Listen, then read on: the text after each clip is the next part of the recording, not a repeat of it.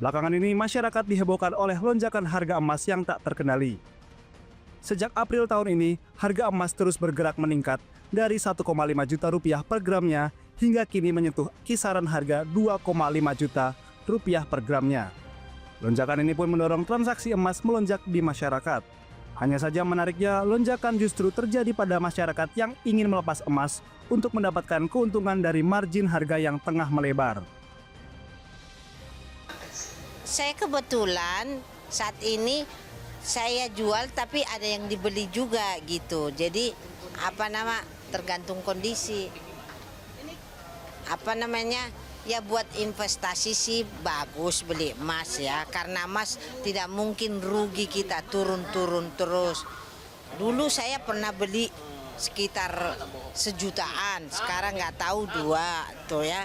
Tapi ya kita hati-hati beli emas, jangan sembarangan gitu loh. Pembelian sih tidak ada kenaikan ya, malah cenderung turun karena harga emasnya terlalu tinggi.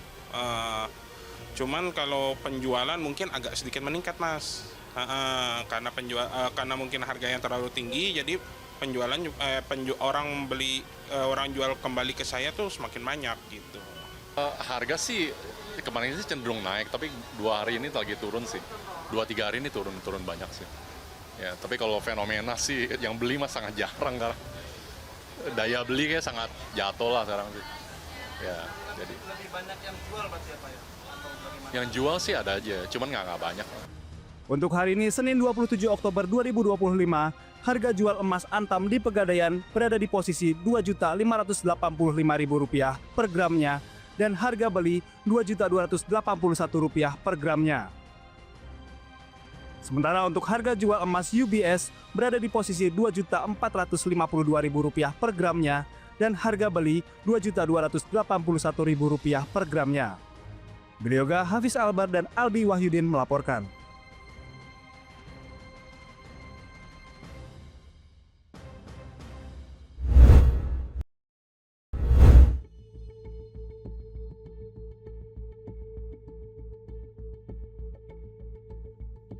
Presiden Republik Indonesia Prabowo Subianto mendapat apresiasi dari Presiden Amerika Serikat Donald Trump dalam konferensi tingkat tinggi ke-13 ASEAN Amerika Serikat yang digelar di Kuala Lumpur, Malaysia. Dalam sambutannya, Presiden Amerika Serikat Donald Trump menyampaikan pujian kepada Presiden Prabowo, terutama atas peran dan dukungannya dalam menyelamatkan jutaan nyawa, termasuk peran Indonesia dalam menyelesaikan konflik Gaza yang dilakukan bersama sejumlah negara besar dunia. The Trump presidency, I'm very honored to have done it. We saved millions of lives. It also includes the end of the war in Gaza. We've signed a very strong agreement. We have 59 countries involved. We have numerous of them right here at this table. Like, as an example, Indonesia, my new friend. Thank you very much for helping. We appreciate it. Dalam kesempatan yang sama, Presiden Trump juga menegaskan komitmen Amerika Serikat untuk memperkuat kemitraan strategis dengan negara-negara Asia Tenggara. Kemitraan yang dimaksud oleh Presiden Trump termasuk pada sektor perdagangan, keamanan, teknologi, dan energi.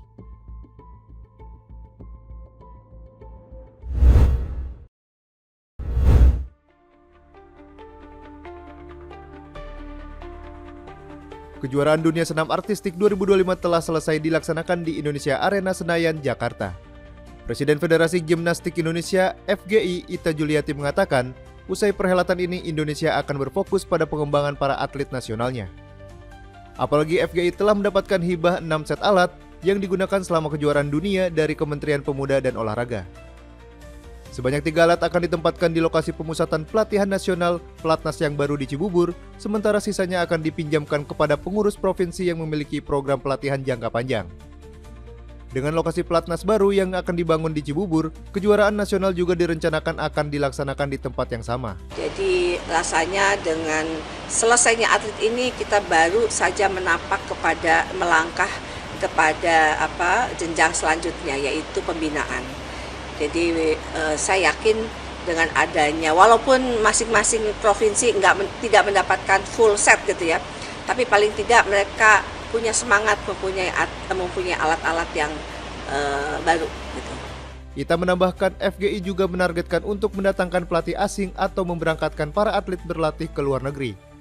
Dengan demikian, atlet senam artistik Indonesia diharapkan dapat masuk di kualifikasi Olimpiade di Los Angeles pada 2028 mendatang.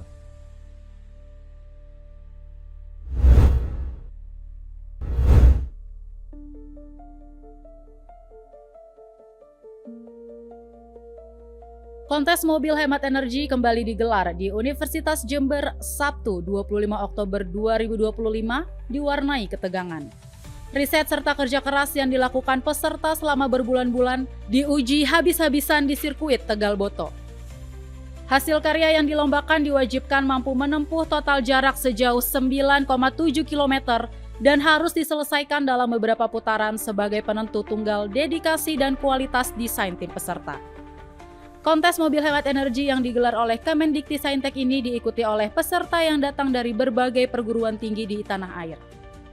Para peserta datang dan merasakan langsung tantangan terbesar dari karakter sirkuit Tegal Boto Universitas Jember yang memiliki tikungan hampir 90 derajat. Terdapat 2 kategori yang dilombakan dalam kontes ini, yaitu kategori prototype dan urban konsep listrik. Jadi mereka akan mendapatkan setiap attempt itu berapa kilometer.